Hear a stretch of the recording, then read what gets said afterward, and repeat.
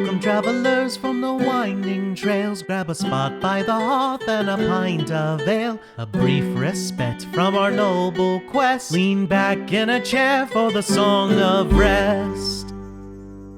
Hello travelers, and welcome to the Song of Rest, a place where our heroes and the deities that guide them gather to share a behind-the-scenes and behind-the-screens look at the unfolding adventures in Archipeldia. Gathered before us is the Dungeon Master, Aaron Rollins, and his band of players, Dustin Bleschmidt, Janelle Wilkie, and Chad Stafford. But I'll let them do the talking, and I'll get back to playing. All right, enough of that. Timothy, hey, shut up. We got things to say. Hey, all right. Can someone just throw a blanket over Timothy? Oh, I'm so sleepy. Oh, I'm gonna take a nap. Oh, I'm dreaming of grubs. We have things to talk about. Bones to pick. Now I don't remember what we were going to talk about. We dunked on your grub, man. You're going to talk about how upset you are that Brandy is bathing in the life essence of your Grubgantuan. Dunked on your grub. Okay. Let me just start off with, I don't think it's ever fair for a DM to pull some shit off just so that they can get anything out of their encounter if the players are doing too good. If the players are doing too good, then that's a good thing for the players. And so, congrats, guys, on fucking my creature up real bad. And Brandy coming in clutch. And honestly, it was the perfect thing to use Neuron Nip on because this thing was dumb as a box of rocks. It actually emulated the thing it likes to dig through, rocks. So, yeah. It didn't get to do shit during the whole fight, and that's okay. This is Brandy's first canon battle, and she apparently is a demigod. Yeah. Yeah, right. Hey, it's okay, Aaron. At least you got to kill Tumbleweed for a minute. Oh my god. Now let's not talk about that. That was traumatizing. I rolled for him, hoping that because he's a pretty dexterous little kid, and it was a dex save to dodge the bolt, and he just did really poorly on his roll, and it was a kind of heartbreaking because that was one of the risks. So I had set it up so that essentially Tumbleweed didn't remember exactly the order of the traps, and also that trap he didn't even know existed. So you guys were looking for the next trap, and that one was actually the next trap. So you did manage to fuck us up pretty well with those trap bolts in that one scenario there. Yeah. And as a GM, I'll admit I was a little bit nervous putting you up against this thing after having taken some hits from the bolts, with the big poison shots. So I was like, oh, and of course you guys are down one flower kraut, but apparently who needs flower kraut when you've got Brandy? Oh no, we need flower kraut, but it was really cool that Janelle just got to play Brandy that was so fun. I had no idea you're going to do that. That was awesome. That was awesome. But yeah, Tumbleweed, when you said that if he didn't have heroism cast on him, that he would have died, I was like, oh my god. Like, yeah, that was messed up. Tumbleweed has he had 5 hit points. It brought him up to 7 hit points. And so he took 12 damage. So it didn't double his hit points because of the temporaries. And I count 10. If it comes into one hit, it's going to be your total hit points. Some people would argue, well, it still would have got him down to -5, which would have killed him. But I counted as he had the temporary hit points. They created enough of a shield for him to barely survive that. I got real nervous rolling the damage on the poison, or more so on his Constitution saving throw. If he'd failed it, he'd be dead. Jeez, somebody would have died. And I wasn't sure how I was going to I was sweating bullets over here, going, this is going to be tough for Timothy. Yeah, if he's just straight up dead, he'd be messed up. Really messed up. That would be real bad. But it didn't happen, and everything's fine, and we're good now. Yeah, it's like what happens? It's like what happens then? We bring a dead Kenku child. Well, and that's the other thing is that You probably fight the Kenku at that point, and they kill us, and the story's over. So Tumbleweed's life has never been plot protected because he has a Kenku's heart. So there's no Kenku heart specific to this story that you guys end up wanting to use for the potion that Flowerkraut wants to put together. And if, I'm putting Tumbleweed is at risk as much as anyone else. So if he did die, there's no plot armor. There's no plot armor. If the conversation goes poorly with the rest of the Krekel and they just say, yeah, nice little speech there, Timothy, we're out of here. So there's all these different things I didn't write in an absolute as to what's going to happen to you guys for this. So, well, it's a good thing that Flowerkraut's back because none of us are aware of the whole Kenku heart situation. Yeah, that was actually going to be my next. If we didn't get attacked, that was going to be my next course of action. Was going to be like asking Brandy if she knows, like, if Flowerkraut told her anything, which I don't think she did. No. But she brains with you, so maybe she knew anyway. I don't know. Yeah, that's up to you, Janelle, if you had actually shared any of that information with Brandy. And you don't have to. Like, Brandy doesn't just read your mind or anything like that, so... Yeah, I don't think... Flowerkraut would have been internalizing that as much as possible, but... I mean, maybe Brandy would be wondering why she maybe knew that we were headed over to the Krekel, the Raven's outpost. Yeah, Brandy had heard all that conversation. So she might have been able to divulge, like, that's where I was headed before I was going the other way. Mm-hmm. Which, yeah, so... Oh, God. Flowerkraut's probably got some splaining to do in the next episode. Where were you? And then where were you? Because you were gone and then you were gone worse. I like to think that Brandy... So essentially what Brandy did was go back, knew that Timothy and Sherman and Tumbleweed were going to be going to this Raven Outpost place, and so followed the tracks... and then went into the cave, probably walked right on top of the pressure plate, but wasn't heavy enough to actually set it off.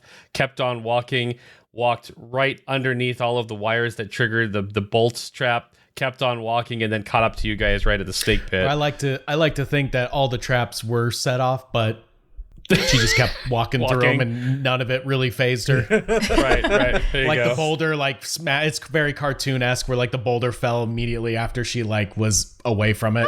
Everything was delayed enough. That'd be really funny. The talking to the snakes thing cracked me up so much. That was really funny. That was so funny. Yes, no, we don't know. We don't like seeds. We don't like nuts. We might meats. Do you like fruit? In a pinch. That was cute and hilarious. If anything happens and I fall in on the way back, they're just going to be like, "Oh, hey, you're back. Yeah, you provide meats now. My back." You're back. My back. Do you like chunks of grub? Who knew that a cat and a dog and a bird would be the ultimate trio? Right. Whew. Damn.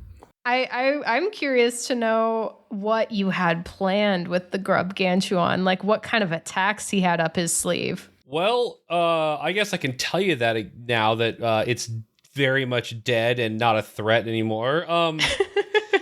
So it basically had a couple attacks. One of them, a basic attack where it would jump at someone and chomp down with its maw. So these things dig with their mouths, and they're giant worm type things. And it did a lot of damage with that attack. But because this thing was like armored, it also could roly-poly and basically roll through the cavern and hit multiple enemies by, just basically slamming into them. Which was going to be the first thing it did. I unfortunately rolled like a 3 initiative for it. and that ability had a recharge, though the rolling ability, kind of like the neuron nip. So it was going to roll, and essentially everyone within an area of effect, it would ping pong or pinball kind of like around the room. You'd have to roll a dex save or a dex or a strength save. You could, like, Sherman could literally have put up a shield and just like took the hit and slid back 5 feet if he rolled high enough. But you could also roll a dex save if you wanted to dodge out of the way. That was the major attack it had. But again, it was stunned the entire fight, and that was awesome. That was awesome, Christ. So, no, I am not. I act like I'm super disappointed in everything, but those kind of things just make me smile because the players pulled off something that's just amazing. And so I'm not out to kill you guys in most cases. I'm out for this to be fun for you. And that was pretty fun, I'd say, just to be able to wail on this thing and have Brandy, absolutely be completely in control of the whole situation. So I do feel your pain though, because the last game that I was running as a DM was one of our Star Wars campaign, and I had this big bad, and I had to spend what are called destiny points in order to do its coolest attacks, and I missed every single time. Oh no. Every one of its attacks missed, and I'm just like, you know what? That's just how it goes. Dunk on the bat. That was destiny. That's what destiny pointed to. Yep.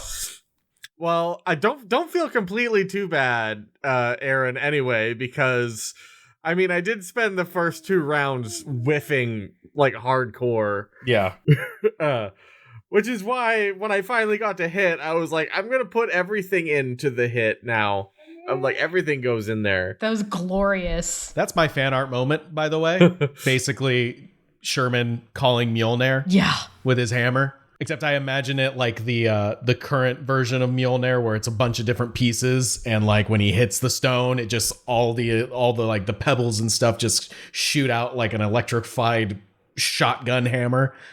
As an animation, I just picture Sherman swinging the axe, and the camera pauses on it as the Brock face that has been exposed like winks, and then it like smashes and lightning explodes out, just wrecking this thing. That's right, because we had a retcon that the hammer had a soft outer shell. Mm-hmm. I almost want to say that by doing a thunderous smite with that hammer would have shattered the hammer. Because it's made of stone, Mm-hmm. I'm not going to, but I was just thinking about that.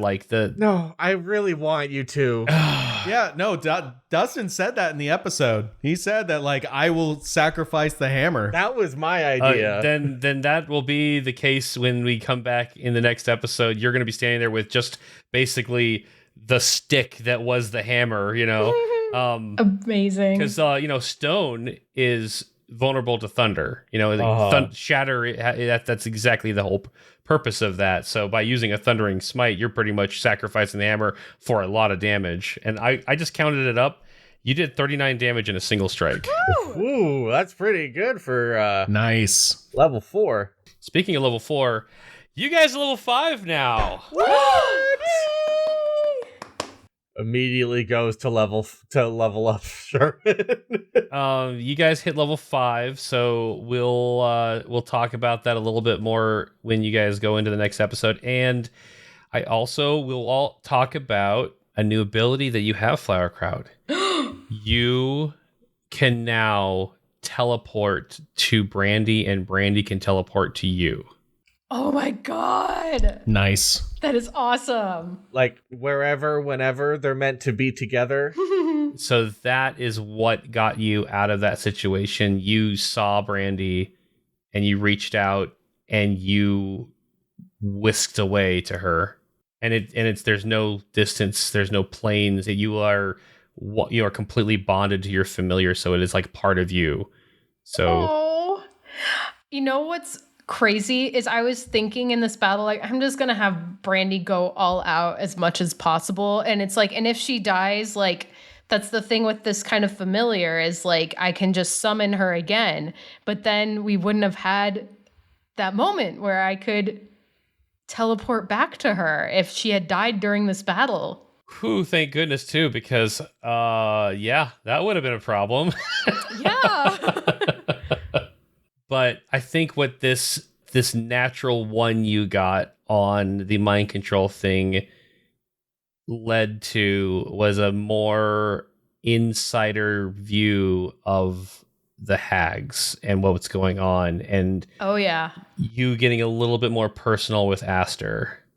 And also kind of what is going on behind the scenes. You saw that the hags in the alcove of 6 were all sitting and meditating and focusing their energy to Aster. So they essentially were not doing their usual nefarious deeds because they were sitting there giving their power to Aster so that Aster could accomplish, the goals for them, which was to say getting the moats back and also Aster's ultimate plan, which now that you guys have killed the Grubgantuan, I know there was some talk last time. Timothy had said, "Oh, we're going to have to fight this, big grub thing that she's going to take control of."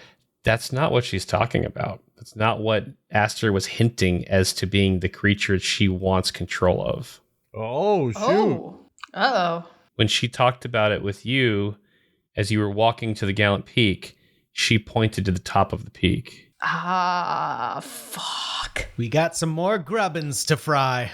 I was like, oh man, we took out her big bad. Yeah. No problem. So this thing was just doing its own thing. No, she absolutely was controlling it because That's why she was so miffed when you guys were at the. Yeah. Speaking of which, here's what I genuinely thought was going to happen in my brain when you cut away from Sherman's attack. And you cut away to everyone showing up in the cave. I thought she was gonna siphon off people's health to re-heal the worm. Oh. In some ritual. That's where my brain immediately went. Oh, he's gonna heal the worm. Oh. Don't give him ideas. How nasty. Nasty. Gonna make it nasty. I'm gonna make it nasty. Too nasty. No, I would say that's not exactly in her skill set to do it that way. But no, you guys absolutely deserve that victory at the end there. Yeah, she could have healed it so that it could just sit there stunned for even longer while you guys wailed on it some more. That would have been great. Sorry, not sorry. You know what? For my fan art moment, I honestly, or I guess it's not a fan art moment. I just thinking that I am going to have to commission Caitlin to draw this Grubgantuan, and that would be pretty sweet because monsters are her specialty, and that would be a cool one to have her. Oh yeah, create for us. She needs to commission it with Brandy on its head. Yeah. It's one of those things where it has to be done in Illustrator because you have to zoom in way too much in order to see that Brandy's even there. Yes. It's 1 pixel. Yeah, if you get Caitlin to do that, that could absolutely be this Song of Rest's social art. Because talking about it after the fact, that'd be great. If we're talking about fan art moments, mine is going to be basically Timothy Biscuit standing before all these Crackle and speaking with his real voice, and all of them kind of looking at him in shock, with this cavern opening in the background. And it's Timothy opening up to the rest of them in solidarity. One of my favorite things you said was, I know that we just want to run away because that's what we do.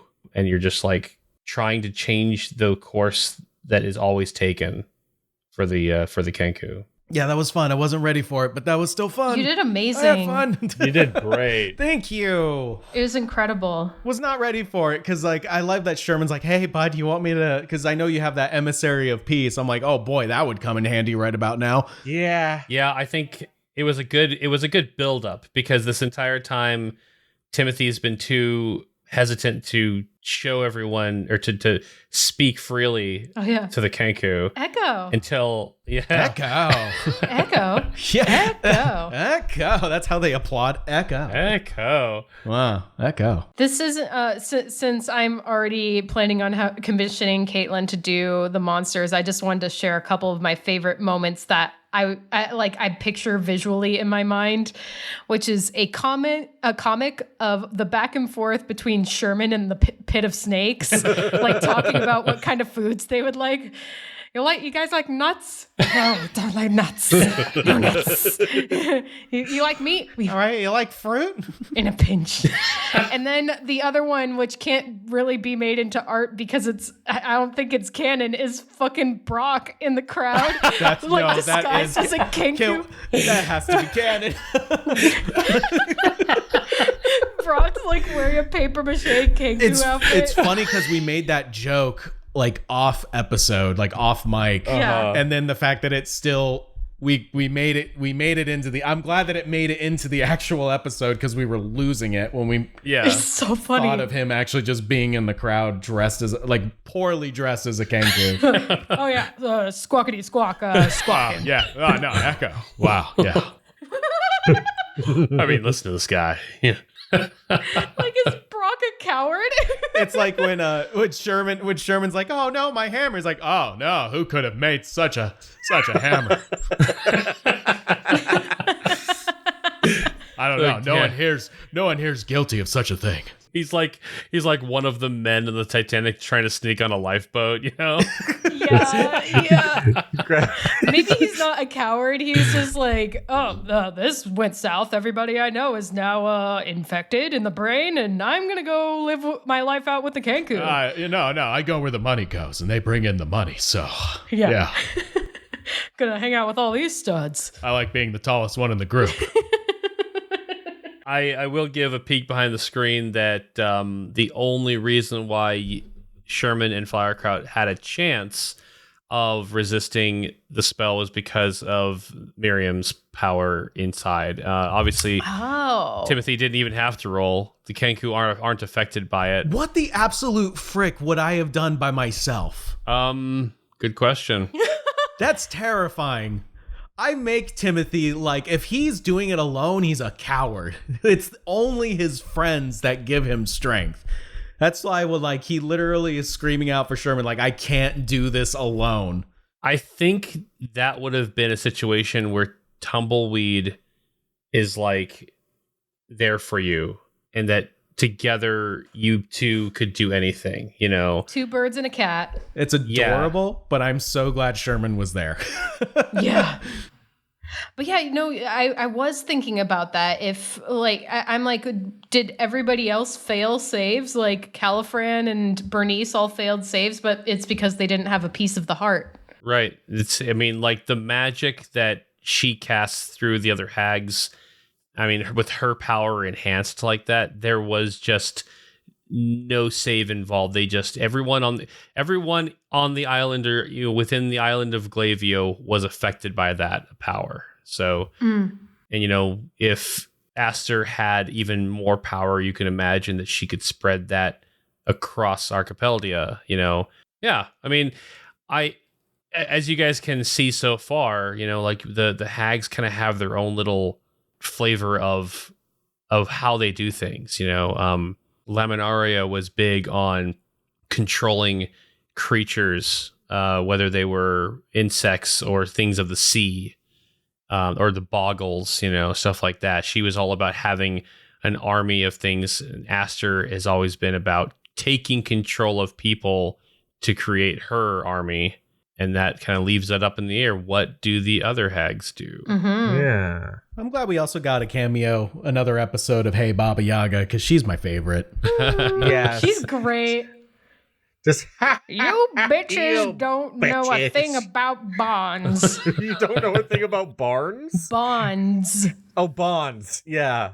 You know a little thing or two, because this cage is a hell of a cage. Oh my god, I do.